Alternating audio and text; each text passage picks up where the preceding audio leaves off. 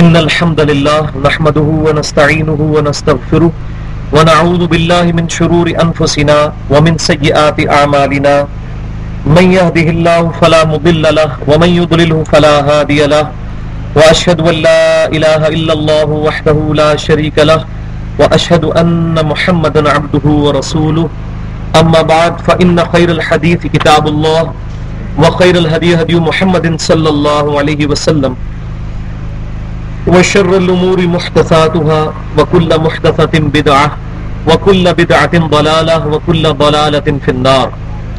أعوذ بالله السميع العليم من الشيطان الرجيم من همزه ونفخه ونفثه. بسم الله الرحمن الرحيم. رب اشرح لي صدري ويسر لي أمري واحلل عقدة من لساني يفقهوا قولي. بسم الله الرحمن الرحيم. إن الله وملائكته يصلون على النبي يا أيها الذين آمنوا صلوا عليه وسلموا تسليما. اللهم صل على محمد وعلى آل محمد كما صليت على إبراهيم وعلى آل إبراهيم إنك حميد مجيد. اللهم بارك على محمد وعلى آل محمد كما باركت على إبراهيم وعلى آل إبراهيم إنك حميد مجيد.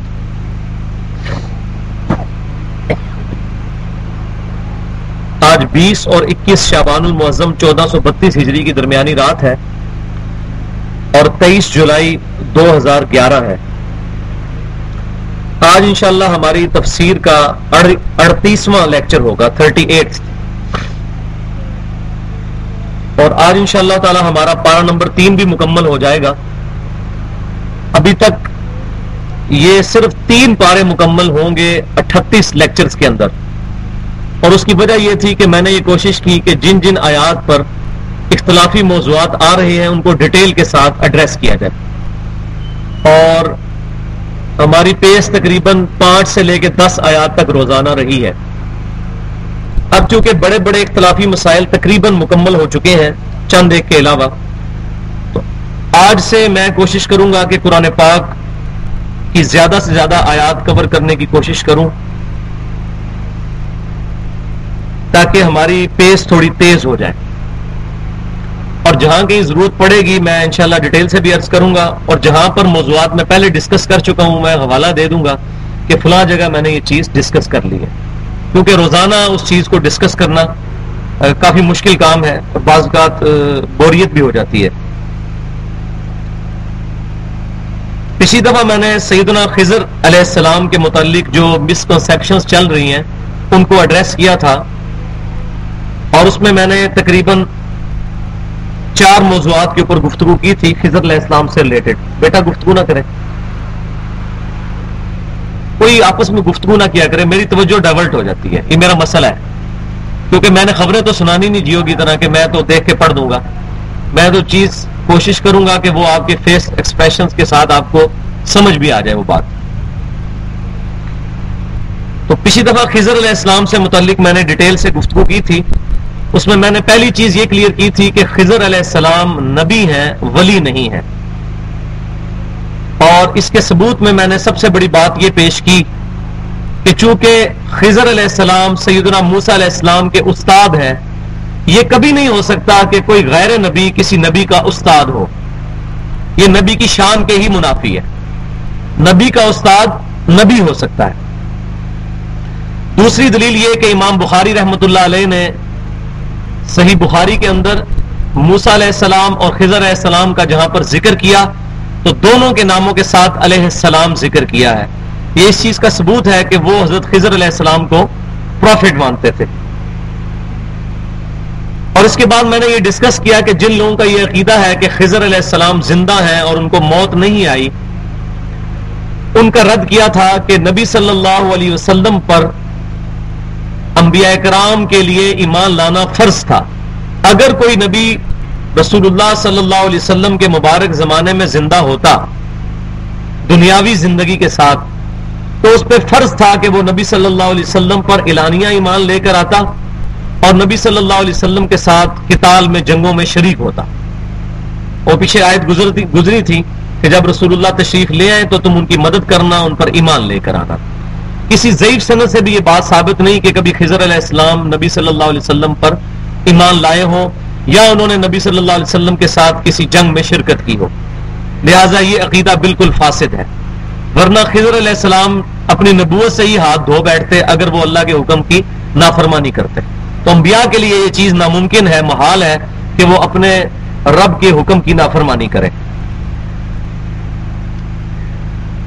اور تیسری چیز اس کے اندر یہ تھی اسی کانٹیکسٹ میں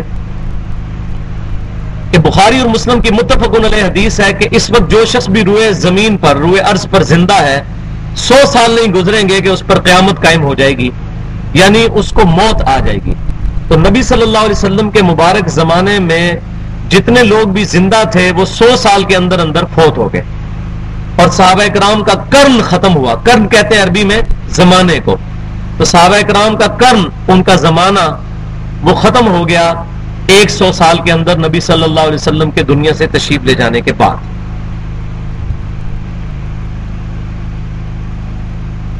چوتھی چیز اس کے اندر یہ کہ کئی صوفیاء ہیں جو یہ دعویٰ کرتے ہیں کہ ہمیں خضر علیہ السلام ملتے ہیں اور خضر علیہ السلام ہماری رہنمائی فرماتے ہیں جیسا کہ موسیٰ علیہ السلام کی رہنمائی کی تھی، اور وہ اس بنیاد کے اوپر شریعت کا مذاق اڑاتے ہیں اور کہتے ہیں کہ ہم اہل معرفت ہیں.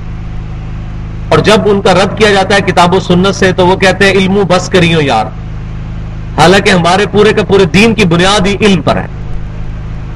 انما یخشی اللہ من عبادہ العلماء، اللہ کی معرفت اہل علم کو ہے، علم کے بغیر کوئی چیز نہیں ہے. اور یہ جو لوگ علم کی تذلیل کرنے کے لیے کہتے ہیں جی شیطان بھی بہت بڑا عالم تھا، بھائی یہ کوئی ثابت نہیں ہے کہ شیطان عالم تھا. شیطان بہت بڑا جاہل تھا. عالم ہوتا، عالم جبرائیل علیہ السلام تھے جو اللہ کے حکم کو مانتے ہوئے انہوں نے حضرت آدم علیہ السلام کو سجدہ کیا. عالم تو سارے فرشتے تھے جنہوں نے علم کی بنیاد پر اللہ تعالیٰ کے حکم کو مانا. جو اللہ تبارک و تعالیٰ کے حکم کو نہ مانے وہ تو جاہل ہے، وہ عالم کہاں سے ہو سکتا ہے؟ شیطان کوئی عالم نہیں تھا، وہ جاہل تھا.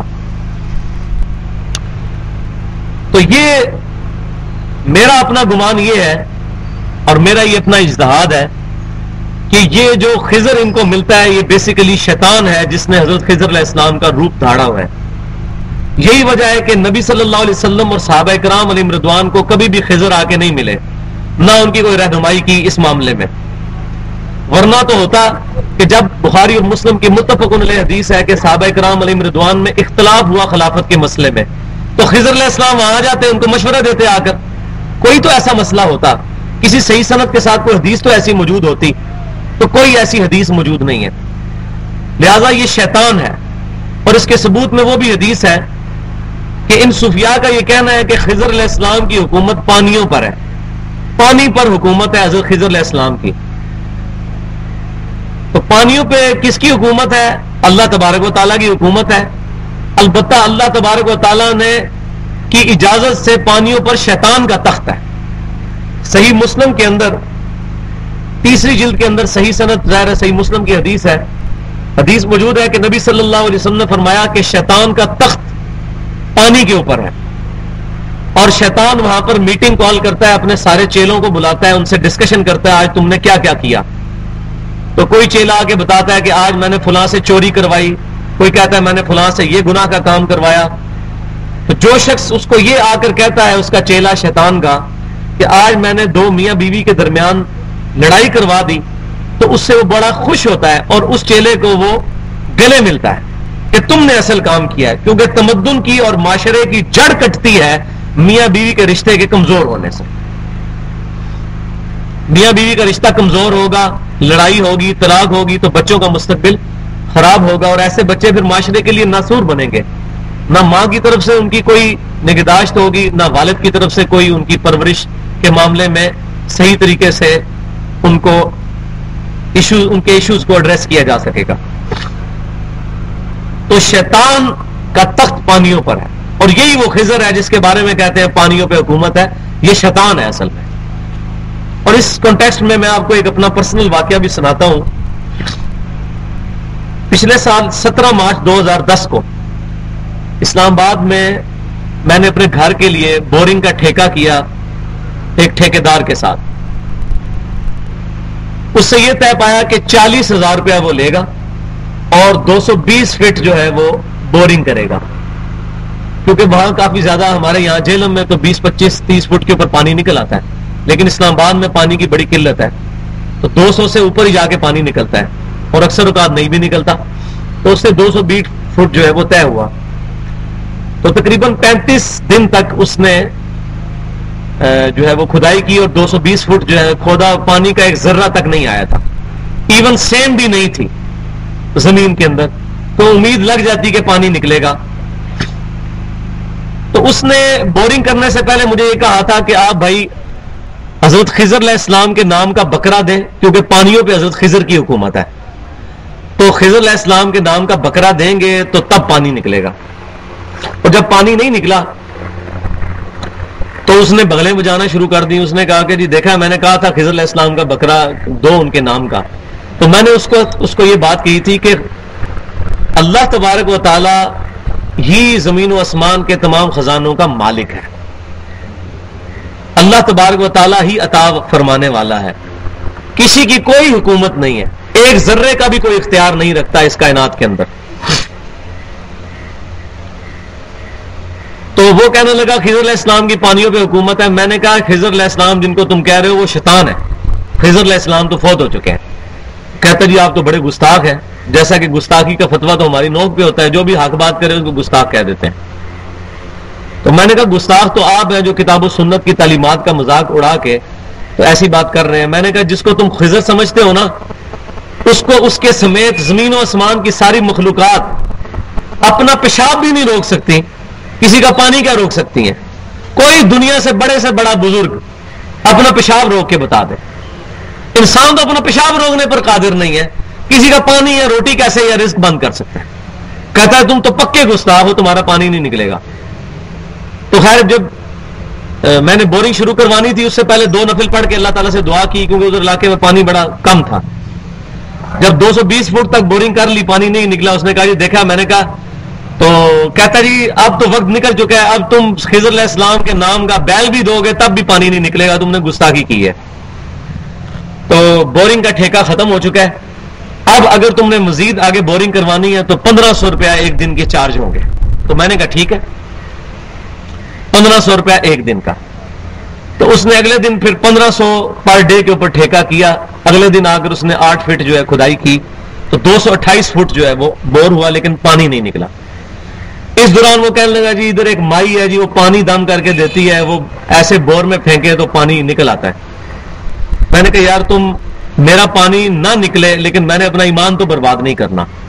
میرا یہ عقیدہ ہی نہیں ہے، پانی دینا نہ دینا یہ تو اللہ کی مرضی ہے، لیکن یہ حرکت میں نے نہیں کرنی جو تم مجھے اس طرح اوٹ پٹانگ مشورے دے رہے ہو. اچھا اگلے دن جب دوسرا دن، پہلی دیہاڑی اس کو 1500 دی، اس سے اگلا دن آیا تو صبح سویرے 8 بجے جب اس نے بورنگ کا کام شروع کیا، روزانہ تقریباً وہ 12 گھنٹے بورنگ کرتا تھا. 35 دن تک کی اس نے، کیونکہ پتھر آتے ہیں اور بعض اوقات ایک پتھر کو ریموو کرتے ہوئے بھی 8-10 دن لگ جاتے ہیں، پتھر کو توڑنا پڑتا. وہاں 5 پتھر جو ہیں وہ ٹوٹے. اگلے دن آ کے اس نے صبح بورنگ کے لیے جیسے ہی پہلی دفعہ وہ بورنگ کا انسٹرومنٹ ڈالا تو پتھر کٹا، اور اس نے جب کھینچا تو 50 فٹ پانی نیچے کھڑا ہو چکا ہوا تھا. یعنی پتھر کے ہٹنے کے بعد پانی زمین سے نکلا. اور یہ پانی جو پتھر کے نیچے سے نکلتا ہے، یہ پانی کبھی بھی گرمیوں میں خشک نہیں ہوتا. جیسا کہ آپ کے جسم میں بھی آپ دیکھیں کہیں سوئی داخل کریں تو خون نکلتا ہے، لیکن اگر وہ سوئی کسی رگ کے اوپر جا کے لگے نا تو خون بڑے پریشر سے نکلتا ہے. اس طرح زمین کے نیچے بھی اللہ تبارک و تعالیٰ نے دریا اور رگیں پانی کی بھائی ہوئی ہیں. اگر وہاں جا کے آپ کا بور اتر جائے تو وہ پانی بڑے پریشر سے نکلتا ہے اور کبھی خشک بھی نہیں ہوتا. وہ واٹر ٹیبل جو ہے وہ بارشوں کی وجہ سے، سیپیج کی وجہ سے نہیں ہوتا، بلکہ زمین کے نیچے جو دریا بہتے ہیں، جیسا زمین کے اوپر دریا بہتے ہیں اس طرح زمین کے نیچے بھی دریا بہتے ہیں جو کہ گلیشیئر سے چلتے ہیں، وہ ان کے ساتھ میچ کر جاتا ہے. تو پانی نکل آیا. اس نے جناب صبح سویرے 8:30 بجے ہمارے چوکیدار نے فون کیا، جی مبارک ہو سر پانی نکل آیا. تو میں پھر شام کے وقت آفس سے فارغ ہو کے آیا تو وہ میں نے اس کو کہا چلو آج کا دن تم پورا کرو. وہ کہنے لگا جی پانی اتنے پریشر کا ہے کہ بوکی نیچے ہی نہیں جاتی ہے، اتنا زیادہ پانی ہے اور 50 فٹ پانی کھڑا ہے. تو میں نے اس کو کہا یار اگر دنیا میں کسی کا پانی حضرت خضر روک سکتے تو میرا روکتے، کیونکہ میں نے تو اتنی گستاخیاں کی تھی. تمہارے حضرت خضر کے بارے میں جو شیطان ہے وہ حضرت خضر تو فوت ہو چکے ہیں. تو پھر میں نے اس کو پھر توبہ کروائی، الحمدللہ اس کے عقیدے کی اصلاح کی. تو اس کی 12 مشینیں بورنگ کی اور وہ یہی کام کرتا ہے. وہ گولڈا شی والوں کے ساتھ اس کی بڑی عقیدت بھی تھی. تو میں نے اس کو پھر بات سمجھائی کہ یہ ساری کی ساری چیزیں اوٹ پٹانگ ہیں.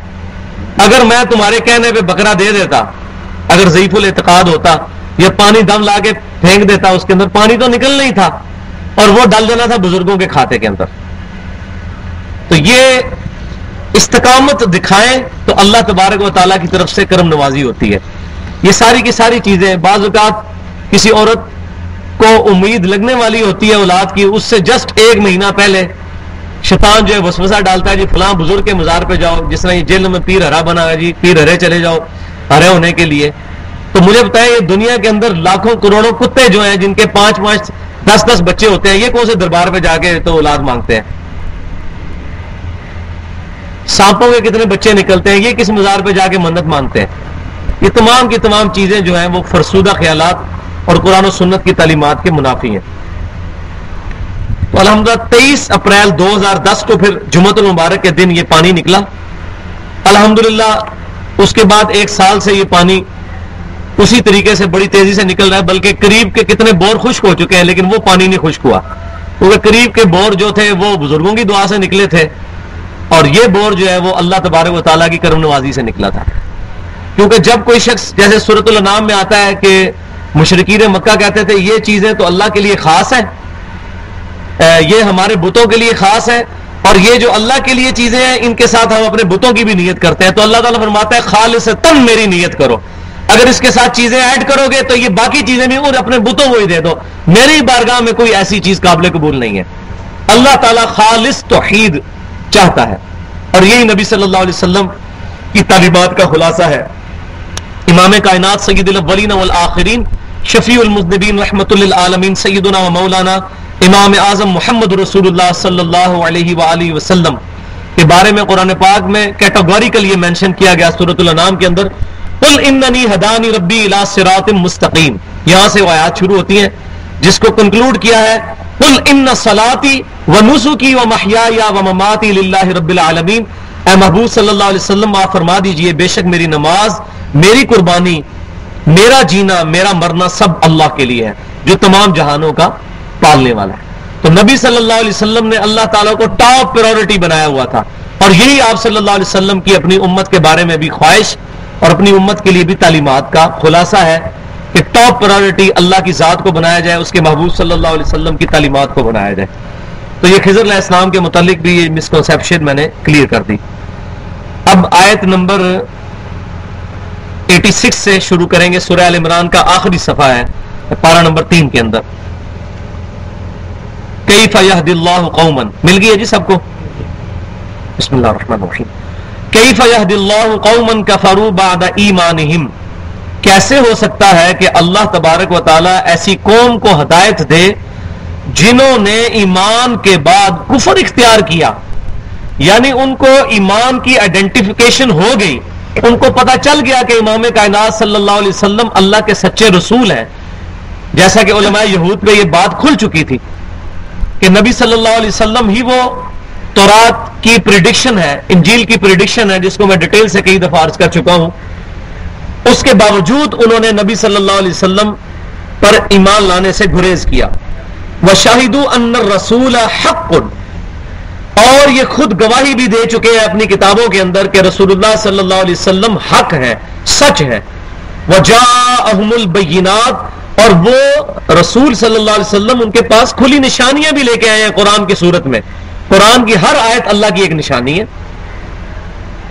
تو یہ تمام نشانیاں اس بات کا ثبوت ہے کہ نبی صلی اللہ علیہ وسلم اللہ کے پیغمبر ہیں. واللہ لا یہدی القوم الظالمین، اور اللہ تبارک و تعالی ظالموں کو ہدایت نہیں دیتا جو جان بوجھ کر ظلم کرے. ظلم کیا ہوتا ہے؟ کسی چیز کو اپنے مقام سے ہٹا کر کسی اور جگہ پر رکھ دینا. رسول اللہ صلی اللہ علیہ وسلم کا مقام نبوت، اس کا انکار کر دینا، اور آپ صلی اللہ علیہ وسلم کو جادوگر اور دیوانہ اور نعوذ باللہ اس قسم کے کلمات کے ساتھ پکارنا، یہ ظلم ہے. اولئک جزاؤہم ان علیہم لعنت اللہ والملائکۃ والناس اجمعین، ایسے لوگوں کی سزا یہ ہے کہ ان پر اللہ تعالیٰ کی لعنت، فرشتوں کی لعنت اور تمام انسانوں کی لعنت ہے کہ جو حق کھل جانے کے باوجود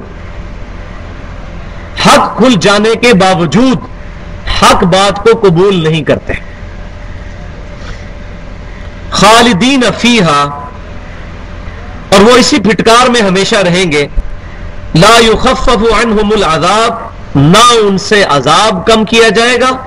ولا ہم ینظرون، اور نہ ہی ان کو قیامت والے دن کوئی مہلت دی جائے گی. الا الذین تابوا، مگر وہ لوگ جو توبہ کر لیں. من بعد ذالک، اس کے بعد. واصلحوا، اور اپنی اصلاح بھی کر لیں. صرف خالی توبہ نہ کر لیں جیسا کوئی گناہ کرنے کے بعد توبہ استغفار پھر وہی گناہ نہیں. اسلام میں توبہ یہ ہے کہ اپنے گزشتہ گناہ پر توبہ کرنا، اللہ کی طرف رجوع کرنا، اور آئندہ گناہ نہ کرنے کا پکا عہد کرنا، یہ توبہ ہے.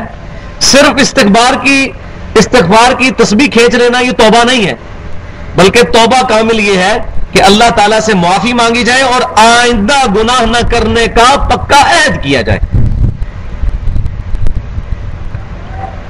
الا الذین تابوا من بعد ذلک واصلحوا، اور اس کے بعد وہ اپنی اصلاح بھی کر لیں. ان کو قرآن پاک دے دیجئے پیچھے. فإن اللہ غفور الرحیم، تو بے شک اللہ تعالیٰ غفور الرحیم ہے. لہذا اس آیت سے یہ بات پتہ چل گئی کہ اللہ تعالیٰ غفور الرحیم اس کے لیے ہے جو سچے دل سے توبہ کرے اور توبہ کرنے کے بعد اپنی اصلاح بھی کرے، اس کے لیے غفور الرحیم ہے.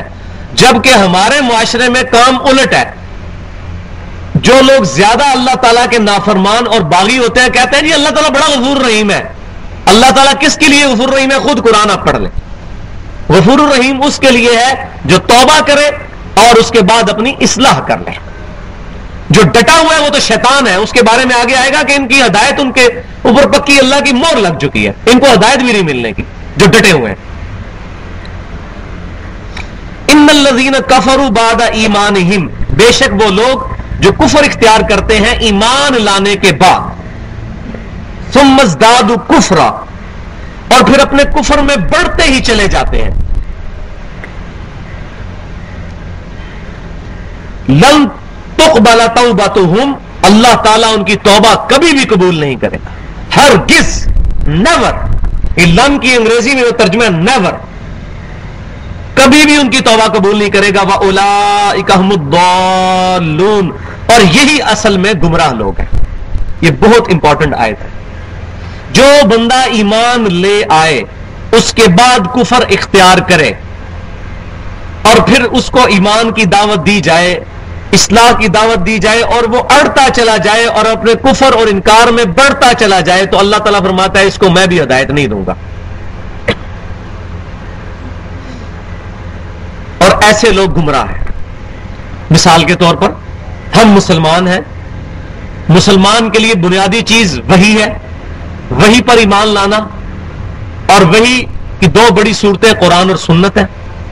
اب کسی شخص کو یہ بتایا جائے کہ صحیح بخاری اور صحیح مسلم میں نماز کا طریقہ یہ لکھا ہوا ہے، بخاری اور مسلم کے صحت پر پوری امت کا اجماع ہے. اب وہ ایمان والا ہے، اس کو سنت ماننی چاہیے، حدیث ماننی چاہیے، اور اس کو وہ چیزیں دکھا بھی دی جائیں تب بھی وہ اس چیز کو اڈاپٹ نہ کرے. اس کا کیا مطلب ہے کہ وہ عقیدے میں اپنے آپ کو مومن سمجھ رہا ہے لیکن اپنے عمل سے کفر کر رہا ہے. تو اللہ تعالیٰ ایسے لوگوں کے کفر میں اضافہ ہی فرماتا ہے. اس کی سب سے بڑی مثال مولوی ہیں. مولویوں کو یہ بات پتا ہے کہ بخاری اور مسلم میں نماز کا طریقہ کیا لکھا ہوا ہے، کیونکہ وہ اس چیز کے اوپر پردہ ڈالتے رہتے ہیں یہاں تک کہ گمراہی ان کا مقدر بن جاتی ہے. پھر وہ اللہ تعالیٰ کی دفعہ ان پہ لگ جاتی ہے. ختم اللہ علی قلوبہم وعلی سمعہم، ان پر، ان کے کانوں پر، ان کی آنکھوں پر، ان کے دلوں پر مور لگ جاتی ہے اور وہ ہدایت نہیں پاتے. کیوں؟ کہ وہ جان بوجھ کر، ایک تو ہے عوام الناس، ان کو تو پتہ ہی نہیں ہے، اور ایک وہ لوگ ہیں جو جان بوجھ کر، جانتے ہوئے کہ قرآن اور سنت میں کیا لکھا ہوا ہے، اس کی تعلیمات سے روگردانی کرتے ہیں. تو ایسے لوگ اللہ تبارک و تعالیٰ فرماتا ہے ان لوگوں کو میں بھی ہدایت نہیں دوں گا. وَلِعَاذُ بِاللَّهِ تعالیٰ، ہم اللہ کی پناہ میں آتے ہیں کہ ایسا معاملہ ہو جائے. لہذا یہاں سے یہ بات سمجھ آ جائے آپ کو کہ قرآن پاک میں جو بار بار یہ چیز ایڈریس ہوتی ہے کہ اللہ تعالیٰ جسے چاہتا ہے ہدایت دیتا ہے اللہ تعالیٰ جسے چاہتا ہے گمراہ رہنے دیتا ہے. اس سے مراد یہ نہیں ہے کہ اللہ تعالیٰ لوگوں کو گمراہ کرتا ہے. نعوذ باللہ من ذالک، ایسا عقیدہ ہی کفر ہے. اللہ تعالیٰ تو سب کو ہدایت کی طرف رہنمائی کرتا ہے.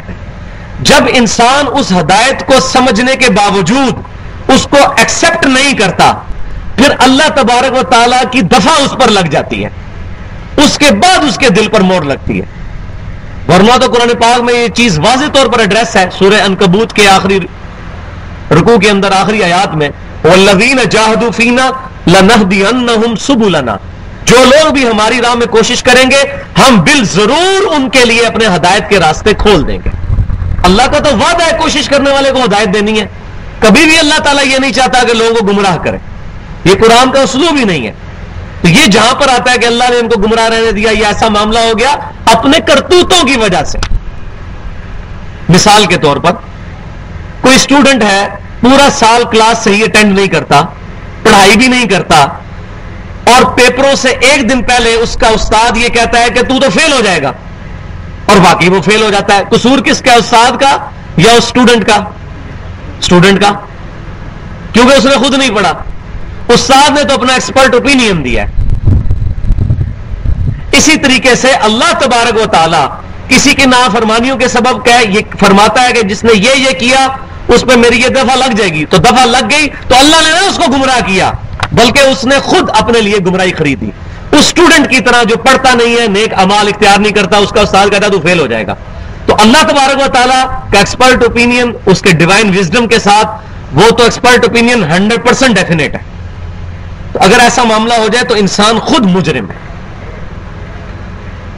اور یہ جرم کی دفعہ کیوں لگتی ہے؟ جب انسان کو پہلی دفعہ حق پتہ چل جائے. اب سارے بھائی 7ویں پارے کا آخری صفحہ نکالیں. میں آج آپ کو قرآن کی ایک اہم ترین آیت بتانے لگا ہوں جو آج لوگوں کی گمراہی کی سب سے بڑی وجہ ہے، اس کو ایڈریس کیا گیا. 7ویں پارے کی آخری آیت، سورۃ الانعام، آیت نمبر 110. صفحہ نمبر بتائیں مجھے. 142 ہے جی صفحہ نمبر. ہاں 142 142 اسی کو کہتے ہیں. اچھا جی، آیت نمبر 110 یہ مل گئی سب کو؟ وَنُقَلِّبُ أَفْئِدَتَهُمْ مل گئی یہ والی آیت. یہ قرآن پاک میں یہاں پر اللہ تعالیٰ نے اس ایشو کو ایڈریس کیا ہے. پورے قرآن میں کسی جگہ بھی اس طرح ایڈریس نہیں ہوئی چیز ہے. یہ تو جو شخص قرآن پاک میں محنت کرتا ہے تو اللہ تبارک و تعالیٰ اس کے لیے یہ سارے خزانے کھولتا ہے. ادروائز چند آیات پڑھ لینے سے یہ 12 تقریریں یاد کر کے جمعے تو پڑھائے جا سکتے ہیں، لیکن قرآن پاک کی تھیم نہیں سمجھ آ سکتی. اب اس تھیم کو سمجھیں. وَنُقَلِّبُ أَفْئِدَتَهُمْ وَأَبْصَارَهُمْ، اور ہم پھیر دیں گے ان کے دلوں کو اور ان کی آنکھوں کو حق بات سے. كَمَا لَمْ يُؤْمِنُوا بِهِ أَوَّلَ مَرَّةٍ، کیونکہ یہ لوگ پہلی مرتبہ ایمان نہیں لائے تھے. جب ان پر حق کھل گیا تھا انہوں نے حق بات کو سمجھ لیا تھا پہلی دفعہ. یہاں یار بات تو ٹھیک کہہ رہا ہے، سمجھنے کے باوجود حق کو قبول نہیں کیا. اس کی وجہ سے اللہ تعالیٰ فرماتا ہے وَنُقَلِّبُ أَفْئِدَتَهُمْ، ہم ان کے دلوں کو الٹ پلٹ دیں گے، وَأَبْصَارَهُمْ، اور ان کی آنکھوں کو بھی حق بات سے دور کر دیں گے. كَمَا لَمْ يُؤْمِنُوا بِهِ أَوَّلَ مَرَّةٍ، کیونکہ اول مرتبہ، یہ اردو کا لفظ میں بھی ہے اول مرہ، اول مرتبہ، پہلی مرتبہ جب ان پر حق کھلا تو انہوں نے حق کو قبول نہیں کیا. وَنَذَرُهُمْ فِي طُغْيَانِهِمْ يَعْمَهُونَ، اور ہم چھوڑ دیں گے ان کو اس کی سرکشی میں، ان کی اس میں بھٹکتے پھریں. اور اس کی وجہ کیا ہے کہ جب حق کھلا تھا قبول نہیں کیا. یہ مجھ سے اکثر لوگ پوچھتے ہیں کہ اتنے بڑے بڑے علماء ہیں، انہوں نے بھی بخاری پڑھی ہے، قرآن پڑھا ہوا ہے، آخر یہ کیوں نہیں اس پہ عمل کرتے ہیں؟ اس کی وجہ یہ ہے کہ جب ان پر پہلی دفعہ حق کھلا اور انہوں نے یہ سوچنا شروع کر دیا اتنے بڑے بڑے بزرگ ہمارے پاگل تھے، اور یہ بخاری اور مسلم یہ چھوکرا کل کا ہمیں بتا رہا ہے، ہم اس کی بات مان لیں، اتنے بڑے بڑے بزرگوں کو چھوڑ دیں. حالانکہ ان کو پتا ہے کہ یہ چھوکرے نے خود کتاب نہیں لکھی، یہ قرآن اور بخاری مسلم سے بات کر رہا ہے. تو حق کھلنے کے باوجود جب انہوں نے آنکھیں بند کر لی، اب اللہ کی مہر لگ گئی ان پہ. اب آپ ان کو 1000 آیات بھی بتائیں تو ان پہ بات اثر نہیں کرے گی. اگلی آیت آپ پڑھ لیں، اس میں 7ویں پارے کی اگلی آیت اسی کانٹیکسٹ میں ہے. 8वें पारे की पहली आयत, वलौ अन्ना नज़्ज़लना इलैहिमुल मलाइका, अब अगर इन पर फरिश्ते भी नाज़िल हो जाएं सामने, वकल्लमहुमुल मौता, और मुर्दे निकल के कलाम करना शुरू कर दें इनसे, वहशरना अलैहिम कुल्ला शैइन क़ुबुला, और हर चीज इनके सामने जमा कर दी जाए जो ये डिमांड करते हैं, मा कानू लियुमिनून, ये कभी भी ईमान नहीं लेके आएंगे, इल्ला यशा अल्लाह, हां मगर अल्लाह ताला ये चाहे कि किसी को हदायत दे दे, जैसे अबू सुफियान, सबसे बड़ा इस्लाम का दुश्मन, पूरी जिंदगी नबी सल्लल्लाहु अलैहि वसल्लम को चैन से नहीं उसने रहने दिया, और नबी सल्लल्लाहु अलैहि वसल्लम को किसी मौके पर उसने तकलीफ देने से गुरेज नहीं किया। ये इसकी मिसाल वो है, आखिरी वक्त में ईमान उनको नसीब हो गया फतह मक्का के मौका पर, वरना अगर सबसे ज्यादा अल्लाह ताला के गजब का कोई शिकार शख्स होना चाहिए था वो अबू सुफियान होता, क्योंकि अबू जहल तो गज़वा बदर में मर गया था, उसके बाद सारी जंगों और साजिशों को लीड किया अबू सुफियान ने, लीडर तो वो था, अबू जहल तो पहली जंग में ही मारा गया था। तो अल्लाह तबारक व तआला ने उसके लिए एक एक्सेप्शन बना दी कि उसको हिदायत दे दी। आज हम एहतराम से उनका नाम लेते हैं रज़ी अल्लाह तआला अन्हु, उनके कदमों की खाक के भी बराबर नहीं हम, लेकिन ये मिसाल के तौर पर ये बात समझाई। लेकिन ये उसूल नहीं है अल्लाह का। अब कोई शख्स एक हजरत ईसा बिन मरियम की मिसाल ले कि अल्लाह ताला तो कादिर है कि बगैर बाप के भी औलाद दे दे हजरत मरियम को, तो कोई औरत के मैं शादी नहीं करूंगी, हजरत मरियम को भी तो औलाद हुई थी, मुझे भी हो जाएगी, तो वो हजरत मरियम की हुई है, ना उनसे पहले किसी की हुई है ना उनके बाद किसी की हुई है। तो एक्सेप्शंस आर ऑलवेज देयर, लेकिन रूल वही है जो अल्लाह ताला ने बता दिया। तो अल्लाह ताला फरमा रहे हैं अब इनके ऊपर फरिश्ते भी नाजिल हो सामने, मुर्दे निकल के इनसे बातें करें। उनकी डिमांड थी ना कि मुर्दे कैसे जिंदा होंगे, अल्लाह पता मुर्दे जिंदा भी हो जाए तब भी ये मान नहीं लेके आए, क्योंकि मोहर लग चुकी है। मोहर किस वजह से कि पहली बात जब बात समझ आई थी उस वक्त बात कबूल नहीं। इसीलिए हम अपने भाइयों कहते हैं कि भाइयों जब पहली बात अट्रैक्ट करे उसको फौरन एक्सेप्ट करें। हमारे पास एक भाई आए तो देवबंदी मकतब फिक्र से वो ताल्लुक रखते थे, तो मैंने उससे चीज डिस्कस की। मैंने कहा ये बताएं कब्रों से मांगना कैसा है, कहने लगे शिर्क। मैंने कहा कब्रों पे रोटी मांगना, कहते हैं शिर्क। इस तरीके से मैंने काफी सारी बातें उनसे पूछी, तो उन्होंने कैटेगोरिकली कहा कि ये अकीदे कुफरी है। तो मैंने वो सारे अकीदे अशरफ अली थानवी साहब, कासिम नोतवी साहब, रशीद अहमद गंगोई साहब और अमदादुल्लाह महाजर मक्की साहब की किताबों से निकाल के जब सामने रखे तो परेशान हो गए, कहते मैं उलमा से पूछ के बताऊंगा। तो मैंने कहा आप तो फतवा दे चुके, उलमा से पूछने की जरूरत ही नहीं है, तो आप खुद कह रहे हैं कब्र से मांगना शिर्क है। तो फिर कुछ अरसा गुजरा तो वो कहते हैं जी मुझे जवाब मिल गया है, कब्रों से मांगना जायज है, कोई अर्ज नहीं है। तो हमारा कोई इख्तलाफ नहीं बरेलवियों के साथ इस मसले में। तो मैंने अब उनके बारे में वर्डिक्ट दे दिया कि इंशाअल्लाह उनको हिदायत नहीं मिलेगी, इल्ला इंशाअल्लाह, अगर अल्लाह चाहे, क्योंकि उन पे हक खुल चुका है। उनकी मिसाल उन मौलवियों की सी है कि जो बड़े बड़े उलमा इस वक्त टीवी पे आके बैठ के, इतने इतने बड़े लोग हैं जिनको कुरान और सुन्नत का इतना इल्म है, उसके बावजूद हक बात छुपा कर लोगों को बातिल अकायद की तरफ रहनुमाई करते हैं, हिदायत नहीं मिलने की। वो बात तो समझ आ चुकी है। इसको मेरे उस्ताद डॉक्टर सरार साहब फरमाया करते थे, अल्लाह ताला उनकी गलतियां माफ करे और उन्होंने जो अच्छे काम किए अल्लाह ताला उनका अजर उनको दे।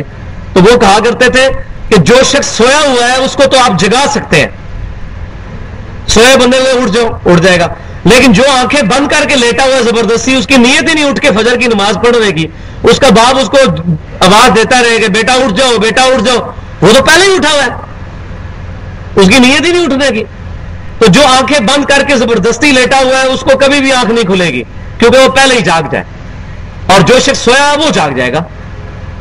तो इन उलमा की मिसाल इन लोगों की सी है कि जिनको हक पता है लेकिन वो हक बात से इनाद करते हैं, इसीलिए ये बात कबूल नहीं करते। इल्ला इंशाअल्लाह, अगर अल्लाह ताला चाहे कोई एक्सेप्शन हो जाए तो अलग बात है। अदरवाइज ये जितने बड़े बड़े गुमराही के पेशवा गुजरे हैं, अगर आप इनकी हिस्ट्री पढ़ें, बड़े बड़े उलमा ऐसे गुजरे हैं। गुलाम अहमद कादियानी की मिसाल है, हिदायत नहीं मिली, उसको नहीं पता था। मैं हैरान हूं कि वो आलिम होकर इतना बड़ा जाहिल था। उसकी मैंने किताबें पढ़ी हैं तो बुखारी मुस्लिम के हवाले इस तरह देता है जैसे बुखारी मुस्लिम का वो हाफिज है, और वो हदीसें बुखारी मुस्लिम में तो छोड़ के सियासता में भी मौजूद नहीं है। पता नहीं वो कौन सी बुखारी वो मुस्लिम पढ़ता है वो। وہی میرے ہمارے مولوی کی طرح بخاری کے حاشیے پڑھتا ہوگا جو مولویوں نے خود تفسیریں لکھی ہوئی ہیں ساتھ، تو سمجھتا ہوگا بخاری، اسی لیے اس پہ بخار چڑھا. تو یہ میں نے ایڈریس کر دیا. واپس آ جائیں. ان الذین کفروا بعد ایمانہم، بے شک وہ لوگ جنہوں نے کفر اختیار کیا ایمان لے آنے کے بعد. یہاں ایمان لانے سے مراد یہ کہ دل نے گواہی دے دی کہ بات ٹھیک ہے. ثم ازدادوا کفرا، پھر وہ اپنے کفر میں مزید بڑھے. کہ جس نے حق بات بتائی ہے کہ جی اس کو تو نہیں چھوڑیں گے ہم، اس نے ہمارے بزرگوں کو یہ کہہ دیا، اس نے کہہ دیا بزرگوں کو یہ کہہ دیا. اعلیٰ بزرگ جو ہے وہ خود اپنے اوپر ظلم کر کے گئے، ہم نے بزرگوں کو کچھ نہیں کہا. اگر اشرف علی تھانوی صاحب الامداد رسالے میں لا الہ الا اللہ اشرف علی رسول اللہ لکھ گئے ہیں تو وہ اپنے اوپر ظلم تو خود کر کے گئے. میں نے تو نہیں ان کو مشورہ دیا کہ آپ یہ لکھیں، اور میں نے اگر وہ غلطی نکالی ہے تو آپ کو یہ بات پتہ چل گئی، آپ پر واجب ہے آپ کہہ دیں یہ کفری بات ہے. ہم یہ نہیں کہتے ان پہ فتویٰ لگائیں، وہ تو اپنے اعمال کا حساب خود دے رہے ہوں گے اللہ کی بارگاہ میں. بخاری و مسلم کی متفق علیہ حدیث ہے، جو مر چکا ہے اس کو برا مت کہو. اگر وہ اچھا ہے تو اللہ تعالیٰ کی بارگاہ میں اجر پائے گا، اور اگر برا ہے تو اپنے حساب کو پہنچ چکا ہوگا. یہ لوگ اپنے حساب کو پہنچ چکے ہوں گے. ہم کیوں اپنا نامہ اعمال بھاری کریں ان کو گالی گلوچ دے کے؟ لیکن ان کے گناہوں کا بوجھ بھی تو ہم نہیں اٹھا سکتے کہ ہم ان کو رحمت اللہ علیہ اور بڑے بڑے القابات حکیم الامت، اور میں تو کہتا ہوں یہ بعض اوقات ہم ان لوگوں کو حکیم الامت کہتے ہیں جو مریض الامت ہوتے ہیں، امت کے سب سے بڑے مریض ہوتے ہیں، اور جن کی وجہ سے جو ہے وہ گمراہی کا مرض پھیلا ہوتا ہے، وہ مریض الامت ہوتے ہیں، حکیم الامت تو نہیں ہوتے وہ. اسی طریقے سے اگر ہیشت بہشت کے اندر لکھا ہوا ہے لا الہ الا اللہ چشتی رسول اللہ، تو وہ تو بزرگ وہ خود ظلم کر کے گئے، یا ان کے ماننے والے جو کتابیں چھاپ رہے ہیں اور کہتے ہیں معرفت دی گل ہے، تو ہم نہیں سمجھ آئے گی. ہر الٹی بات اس کو معرفت کا نام دے کے ہر کتے کو حلال کر لیا جاتا ہے. معرفت کی بات ہے. معرفت صحابہ کرام سے زیادہ کسی کو تھی؟ کیا سیدنا ابوبکر نے کبھی اپنے نام کا کلمہ پڑھوایا رضی اللہ تعالیٰ عنہ؟ سیدنا عمر، سیدنا عثمان، سیدنا علی رضی اللہ عنہم اجمعین، کسی صحابی نے اپنے نام کا کلمہ پڑھایا؟ یہ 14ویں صدی کے ملا نے اپنے ناموں کے کلمے پڑھواتے ہیں اور کہتے ہیں بہت بڑے بزرگ ہیں، اور یہ علی بزرگوں کی گستاخیاں کرتا ہے. ہم ہر اس شخص کے گستاخ ہیں جو اللہ اور اس کے رسول کا گستاخ ہے. ہم ہر اس شخص کا کفر کرتے ہیں جو اللہ اور اس کے رسول کا کفر کرتا ہے. یہ ہمارے ایمان کا تقاضا ہے. بخاری اور مسلم کی متفق علیہ حدیث ہے کہ مومن کی 3 نشانیاں ہیں. نمبر 1، اللہ اور اس کا رسول اس کو سب سے بڑھ کر محبوب ہو جائے. نمبر 2، اس کی دشمنی اور دوستی کا معیار صرف اللہ کی ذات ہو جائے، کوئی بزرگ نہیں، کوئی مولوی نہیں، اللہ یا اس کا رسول وہ اس کے اندر ہی شامل ہے، کیونکہ اللہ اور اس کے رسول کی دعوت ایک ہے. من یطیع الرسول فقد اطاع اللہ، جو رسول اللہ کی اطاعت کرے گا وہ اللہ کی اطاعت. قل ان کنتم تحبون اللہ فاتبعونی، اگر تم اللہ سے محبت کرتے ہو تو رسول اللہ کی اتباع کرو صلی اللہ علیہ وسلم. اللہ اور اس کا رسول ایک آرگینک ہول ہے اپنی دعوت کے اعتبار سے.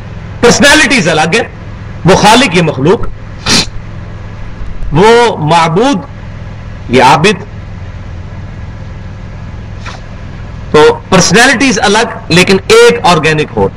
اور تیسری نشانی فرمائی، کفر کی طرف لوٹنا اتنا ہی مشکل ہو جائے جتنا زندہ آگ میں جلایا جانا، اس کو ایمان کی لذت ملے گی.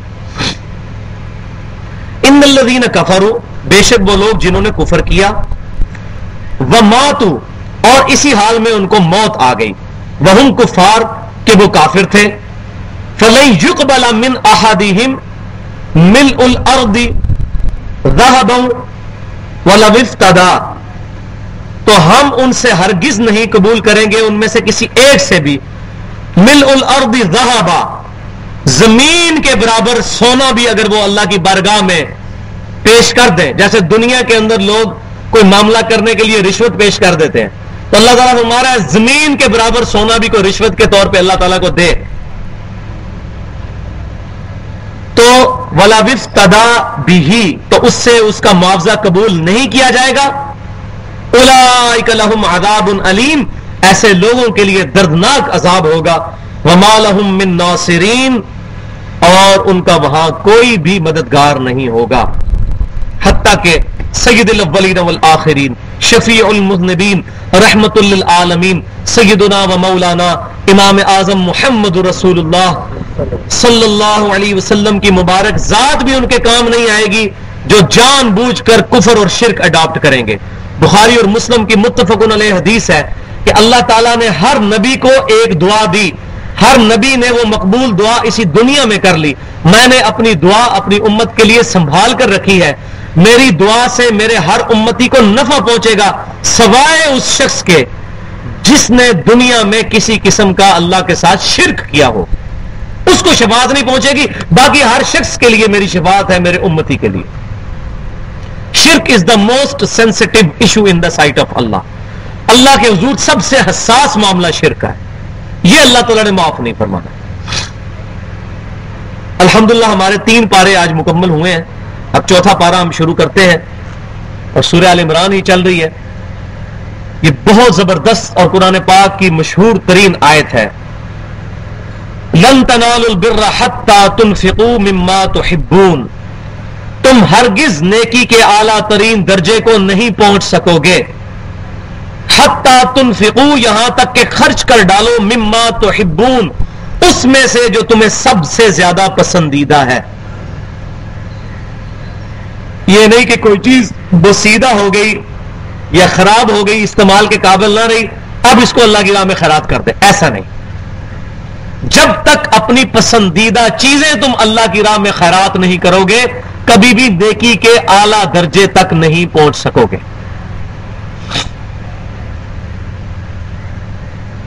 اور اسی پر میں قیاس کرتے ہوئے یہ بات کروں گا کہ انسان کی زندگی میں سب سے قیمتی چیز اس کی جوانی. جب تک وہ جوانی اللہ کو نہیں دے گا نا کبھی بھی نیکی کا اعلیٰ ترین درجہ نہیں حاصل کر سکتا.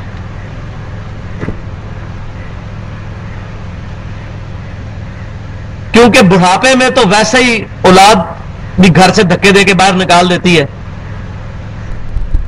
اور اسی طریقے سے انسان کی بیوی بھی بات صحیح طریقے سے نہیں سنتی. تو اس وقت جا کے مسجد میں جا کے بیٹھ جانا یہ کوئی بہت بڑی بات نہیں. ہاں اچھی بات ہے, بہت بڑی بات نہیں ہے. بڑی بات یہ ہے کہ اپنی زندگی میں اپنے جوانی کے پورشن میں جب کہ انسان کے لیے وقت نکالنا مشکل ہو اس وقت اللہ تعالیٰ کو اپنی جوانی دی جائے, اپنی جوانی کا ٹائم دیا جائے. یہ ہے اللہ تعالیٰ کے لیے پروٹوکول, اللہ تبارک و تعالیٰ کے لیے اہمیت, اور یہ اللہ تعالیٰ کو پسندیدہ ہے. اور آپ یہ بات جان کر حیران ہوں گے کہ صحابہ کرام علیہم رضوان میں 70% صحابہ ایسے تھے, 70%, یعنی سمجھیں کہ 1,24,000 کے قریب صحابہ تھے کم و بیش. ان میں سے 80,000 سے لے کے 90,000 صحابہ ایسے تھے کہ جن کی عمریں نبی صلی اللہ علیہ وسلم کی وفات کے وقت 30 سال سے کم تھی. میری 34 سال عمر ہونے والی ہے. 30 سال سے کم عمریں تھی نبی صلی اللہ علیہ وسلم کی وفات کے وقت. ایمان کا بلائے ہوں گے. سیدنا ابن عباس کی عمر 13 سال تھی رضی اللہ تعالیٰ عنہما جب نبی صلی اللہ علیہ وسلم دنیا سے تشریف لے گئے. سیدہ عائشہ کی عمر 18 سال تھی. سیدنا عبداللہ بن عمر کی عمر 22 سال تھی جب نبی صلی اللہ علیہ وسلم دنیا سے تشریف لے آئے. یعنی ان کی داڑیاں بھی پوری نہیں نکلی ہوئی تھی, جن کو ہم صحابہ کی وجہ سے ہمارے ذہن میں خیال آتا ہے کوئی بڑی سفید داڑیوں والے ہوں گے. وہ جوان آدمی ہی دعوت قبول کرتا ہے. بوڑھا آدمی کے لیے بڑا مشکل ہوتا ہے اپنے خیالات اور نظریات کو چینج کرنا. جوان آدمی میں جوش جذبہ ہوتا ہے, بات سمجھ آ جاتی ہے اور وہ بات ایکسپٹ کر لیتا ہے. تو اکثریت صحابہ کرام کی جوانی میں انہوں نے اللہ تعالیٰ کو وقت دیا.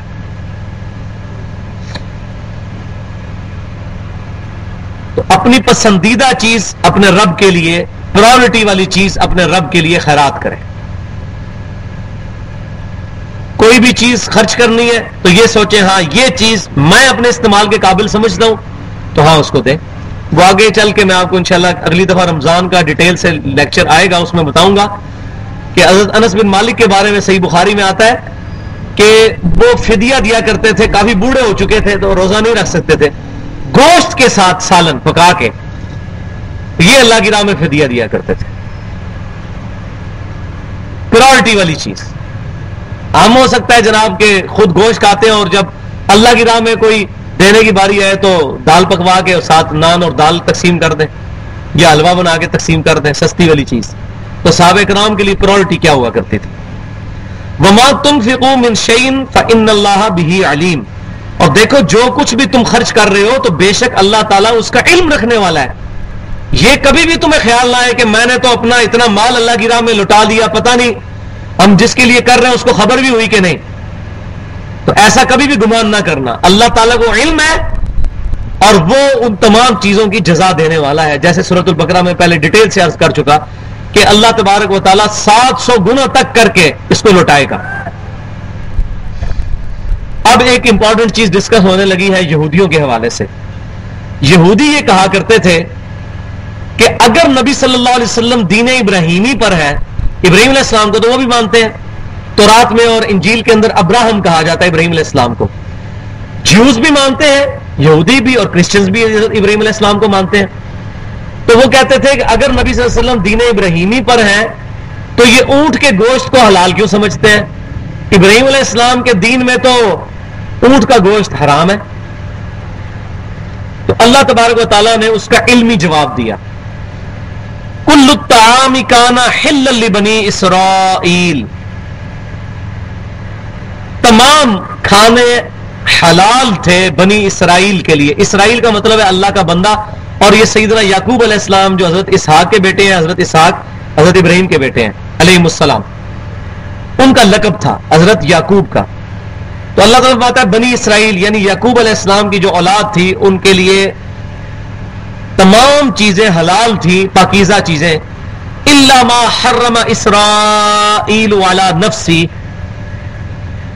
سوائے ان چیزوں کے جو حضرت اسرائیل علیہ السلام کو خود ہی ناپسند تھی. انہوں نے اپنے اوپر خود کچھ چیزیں حرام کر لی تھیں. من قبل ان تنزل التوراۃ, اس سے پہلے کہ تورات نازل ہوتی. ظاہر تورات تو بعد میں نازل ہوئی ہے, تقریباً حضرت یعقوب علیہ السلام کے 1200 سال کے بعد تورات نازل ہوئی ہے. تو بنی اسرائیل جو تھے وہ حضرت یعقوب علیہ السلام کی پرسنل چیزیں جو ناپسند تھی ان کی وجہ سے انہوں نے اس میں ایسا غلو کیا کہ ان چیزوں کو انہوں نے حرام ٹھہرا لیا. اللہ تعالیٰ فرماتا ہے کہ اونٹ کا گوشت ان کو پسند نہیں تھا تو انہوں نے اس کو اپنے اوپر لازم نہیں سمجھا. جیسے کئی چیزیں مجھے اب مثلا اوجری پسند نہیں ہے, لیکن اوجری ہے تو حلال ہے. مغز بھی نہیں میں کھاتا, مغز ہے تو حلال ہے. تو ان کی پرسنل انٹرسٹ کی وہ چیزیں نہیں تھی. بخاری مسلم میں آتا ہے گوہ جو ہے حلال ہے, لیکن نبی صلی اللہ علیہ وسلم کے سامنے دسترخوان پہ رکھی گئی, آپ نے فرمایا میں اس کو نہیں کھاتا, یہ میرے علاقے کی غذا نہیں ہے, آپ کو پسند نہیں تھی, لیکن صحابہ کرام نے کھائی. تو اللہ تعالیٰ فرماتا ہے کہ ہم نے کوئی حرام نہیں کی تھی, یہ صرف جسٹ ناپسندیدگی کی وجہ سے ان کی اولاد نے اس کو اپنے اوپر حرام ٹھہرا لیا تھا تورات کے نازل ہونے سے پہلے. اے محبوب صلی اللہ علیہ وسلم آپ فرما دیجئے فَأْتُوا بِالتَّوْرَاةِ, لے کر آؤ تورات, فَاتْلُوهَا, اور تلاوت کرو اس کو, پڑھ کے دیکھو, ان کنتم صادقین, اگر تم سچے ہو. لاؤ تورات پڑھو, نکالو کدھر تمہارے اپنا برہان لے کر آؤ, اپنی دلیل پیش کرو, تورات لاؤ, اس کو پڑھ کے دیکھو کہ بات صحیح ہے کہ نہیں. بتاؤ تورات میں کہاں لکھا ہے کہ اونٹ کا گوشت حرام ہے؟ کہاں لکھا ہوا تھا؟ کوئی نہیں تھا لکھا ہوا. یہ تو مضمون سورہ نساء میں 160 نمبر آیت میں جا کے کھلے گا کہ ان کے برے کرتوتوں کی وجہ سے اللہ تبارک و تعالیٰ نے کچھ چیزیں ان پر یہودیوں پر حرام کر دی تھی. ان کے برے کرتوتوں کی وجہ سے فی نفسی وہ چیزیں حرام نہیں تھی, یہ ان کو سزا دی گئی تھی. اور بعد میں اللہ تعالیٰ نے تورات کے اندر وہ تمام کی تمام چیزیں دوبارہ سے حلال کر دی. پہلے بھی حلال ہی تھی, ان کی وجہ سے ان پر حرام کی گئی, برے کرتوتوں کی وجہ سے. اس سے یہ بھی بات پتا چلی کہ اللہ تبارک و تعالیٰ نے ایک استاد کی حیثیت سے اپنے پروفٹ کی یہ تربیت کی صلی اللہ علیہ وسلم کہ بات کرنی ہے تو کتاب کے ساتھ, علم کے ساتھ. آج جب ہم لوگوں سے یہ بات کرتے ہیں کہ جی لاؤ قرآن لاؤ پڑھو, اس میں کہاں یہ بات لکھی ہے, بخاری میں کہاں یہ بات لکھی ہے, مسلم میں کہاں لکھی ہوئی ہے, تو اس کے جواب میں کہنا شروع کر دیتے ہیں جی وہ علم بس کریو یار, وہ شیطان کو بھی بڑا علم سی, کتابیں جو دین پہ آندا تے جناب تسی یہ بندہ خود ڈگری حاصل کر نہ لوے, میڈیکل کالج میں کیوں بندہ جاتا ہے, انجینئر یونیورسٹی میں کیوں جاتا ہے, یہ مثالیں دیتے ہیں. ان بدبختوں سے پوچھیں کہ انجینئر بننا فرض ہے بندے پہ, ڈاکٹر بننا فرض ہے, لیکن ہدایت تو ہر انسان پہ فرض ہے حاصل کرنا. لہذا ہر انسان میں اللہ نے اتنی کیپیبلٹی رکھی ہے کہ وہ ہدایت حاصل کر سکے, چاہے وہ موچی ہے, چاہے ڈاکٹر ہے, چاہے انجینئر ہے, چاہے ریڑی بان ہے, چاہے ان پڑھ ہے یا جاہل ہے, وہ ہدایت ضرور حاصل کر سکتا ہے. جس کو اردو پڑھنی آتی ہے قرآن کا ترجمہ اردو میں پڑھ کے ہدایت حاصل کر سکتا ہے. یہ کوئی راکٹ سائنس نہیں ہے، لیکن چونکہ ان کے نظریات قرآن اور سنت کے خلاف ہوتے ہیں وہ اور طرف الجھا دیتے ہیں، اور مولوی کا کام ہی الجھانا ہے، الجھا کے آپس میں لڑائی کر کے فرقہ بازی پھیلا کے اپنی روٹیاں سیدھی کرنا ہے. سیدھی سی بات ہے، پتہ ان کو بھی ہے کہ ہم کیا کر رہے ہیں. تو یہاں یہ اس چیز کا رد ہو گیا کہ علمو بس کریو یار. اللہ فرماتا ہے ان اللہ انما یخشی اللہ من عبادہ العلماء، بے شک اللہ کی معرفت اہل علم کو ہے، اللہ سے ڈرنے والے وہ لوگ ہیں. قل هل يستوي الذين يعلمون والذين لا يعلمون انما يتذكر اولو الالباب. اے محبوب صلی اللہ علیہ وسلم آپ فرما دیجئے کیا علم والے اور بغیر علم والے برابر ہو سکتے ہیں؟ نصیحت تو نہیں حاصل کرتے مگر عقل والے. قرآن تو بار بار علم علم علم علم کی بات کرتا ہے، اور یہ کہتے ہیں چھوڑو علم، کتابوں میں دین نہیں. اور بھائی دین ہے ہی کتابوں میں ہے، دین پرسنالٹیز میں نہیں ہے، دین کتابوں میں ہے. اس لیے بخاری اور مسلم کی متفق علیہ حدیث ہے کہ جب قبر میں مردے سے 3 سوال کیے جائیں گے اور وہ سوالوں کے جواب نہیں دے سکے گا تو فرشتے اس سے سوال کریں گے کہ تو سوالوں کے جواب کیوں نہیں دے سکا. یہ چوتھا سوال ہوگا جو مولوی نہیں بتاتے، میں آپ کو بتا رہا ہوں بخاری مسلم میں. تو وہ کہے گا جو لوگ کہتے تھے میں بھی وہی کہا کرتا تھا، سن سنا کے سننی. ہم کہتے ہیں پڑھ پڑھا کے سننی ہو، سن سنا کے سننا ہو جاؤ. پڑھ پڑھا کے سننی، سن سنا کے سننی نہیں. تو کہے گا کہ وہ میں بھی وہی کہا کرتا تھا جو لوگ کہا کرتے تھے. تو فرشتے اس کو قبر میں کہیں گے تو نے خود پڑھ کر سمجھنے کی کوشش کیوں نہیں کی تھی؟ وہاں یہ نہیں کہ بزرگ کا دامن کرم کیوں نہیں تھا تھام لیا، کسی شیخ الحدیث کے ساتھ کیوں نہیں تھے چمٹ گئے. یہ نہیں کہیں گے خود پڑھ کر سمجھنے کی کوشش کیوں نہیں کی. یہ مولوی نہیں بتائے گا، پتا ہو مولوی روٹی بند ہو جائے گی. تو لوگ تو پھر بتائیں گے کہ بھائی آپ یہ جو کر رہے ہیں یہ غلط ہے. تو اس لیے مولوی کبھی یہ بات نہیں بتائے گا. تو اللہ تبارک و تعالیٰ نے یہ چیز امت کو سکھا دی کہ اسلام میں علم پر بنیاد ہے. یہی فیتا ہے جو اللہ نے ہمیں دیا ہے، میئرنگ ٹیپ. مثال کے طور پر یہ میرے سامنے ٹیبل ہے، ایک کہتا ہے اس کی لمبائی 3 فٹ ہے، ایک کہتا ہے 4، ایک کہتا ہے 5 فٹ. تو لڑائی کرنے کی بجائے فیتا مار کے چیک کرنا چاہیے، اور فیتا مارا جائے اور وہ 3 فٹ نکل آئے. اب سارے بندوں کو کہنا چاہیے 3 فٹ ہے، لیکن مولوی ایسے نہیں کرنے دیتے. وہ نکل بھی ہے بخاری مسلم میں نماز کا طریقہ، تو وہ بجائے اس کو ماننے کے اور کہانی ڈال دیتے ہیں. اور حدیثیں اور بھی تھیں وہ ساری گم گئی ہیں. امام بخاری تو ہمارے مطلب کی حدیث لے کے نہیں آئے ہیں، نعوذ باللہ وہ منافق تھے، نعوذ باللہ اس قسم کی باتیں شروع کرتے تھے. تو بھائی وہ گم گئی کدھر ہے؟ اللہ تعالیٰ کو قیامت دن یہ کہیں گے کہ وہ حدیثیں ہمارے تک پہنچی نہیں تھی، وہ گم گئی نہیں تھی، ہم ان پہ عمل کرتے تھے، تو جو آئی تھی ان پہ تو ہم نے عمل نہیں کیا. یہ جواب دیں گے اللہ تعالیٰ کو تو لتر ہی پڑیں گے آگے سے. یہ کہنا یہ چیزیں گم گئی تھی یہ کفر ہے. It is the responsibility of Almighty Allah to preserve this religion. اللہ کی ذمہ داری ہے اس دین کو محفوظ کرنا. دین سیدنا ابوبکر صدیق کے پاس جس طرح تھا رضی اللہ تعالیٰ عنہ، قیامت تک آنے والے آخری انسان تک بھی دین اسی طرح محفوظ رکھنا یہ اللہ کی ذمہ داری ہے. اللہ تعالیٰ اپنی ذمہ داری کے معاملے میں کوئی کسی بھی ذوف کا شکار نہیں ہے. انا نحن نزلنا الذکر وانا لہ لحافظون. اس الذکر قرآن کو نازل کرنے والے ہم ہیں، ہم ہی اس کی حفاظت کرنے والے ہیں. مولوی بے شک کہتا رہے یہ حدیثیں گم ہو گئی، وہ پہلی کتابوں میں تھی، وہ امام حنیفہ تک پہنچی، وہ اپنے ساتھ ہی قبر میں لے گئے. یہ کہتے رہے بے شک امام حنیفہ پہ جھوٹ باندھتے رہے رحمۃ اللہ علیہ. امام حنیفہ رحمۃ اللہ علیہ کا کوئی قصور نہیں ہے. آج اگر 2.25 ارب لوگ حضرت عیسیٰ کے بارے میں ڈیوینٹی کلیم کر رہے ہیں، ان کو اللہ کا بیٹا کہہ رہے ہیں یا اللہ ہونے کا دعویٰ کر رہے ہیں، تو حضرت عیسیٰ کا کیا قصور ہے؟ ہم تو نہیں مانتے حضرت عیسیٰ کی یہ تعلیمات تھی. تو یہ تمام کی تمام چیزیں یہ لوگ فتنہ کھڑا کرتے ہیں. اب ذرا اللہ تبارک و تعالیٰ کی طرف سے فتویٰ بھی سن لیں. تو میں نے اس کو نام دیا اسلام کی ڈکشنری قرآن اور سنت، جسے تورات حجت بنی اسرائیل کے لیے، ہمارے لیے حجت قرآن اور سنت اسلام کی یہ ڈکشنری ہے. جو چیز قرآن و سنت کے اندر ہوگی وہ ایکسیپٹیبل ہے، جو اس سے باہر ہوگی وہ ایکسیپٹیبل نہیں. اجماع امت کو حجت ماننا قرآن و سنت کو ماننا ہے، اور جہاں قرآن اور سنت اور اجماع کے اندر کوئی مسئلہ موجود نہ ہو وہاں پر قیاس کرنا بھی قرآن و سنت کو ہی ماننا ہے، یہ اس سے الگ نہیں ہے.